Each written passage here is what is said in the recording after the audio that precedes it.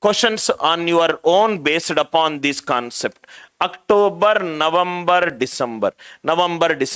January 31 days plus 3. February 29 days. 29 divided by 7. 7 4s are 28, 1. 4 plus 1, 5. March 31 days, 3. 5 plus 3, 8, it is 1. April 30 days, 2. It is 3. May 31 days, it is 3. June 30 days, extra 2, 1. July 31 days, 3. 1 plus 3, 4. August 31 days, 3. 4 plus 3, 7. September 30 days, 30 by 7, 2. 0 plus 2. October 31 days, it is 3. November 30 days, 2. 5 plus 2, 7.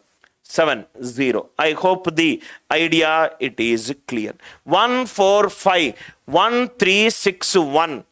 1, 3, 6, 1, 4, 0, 2, 5, 0.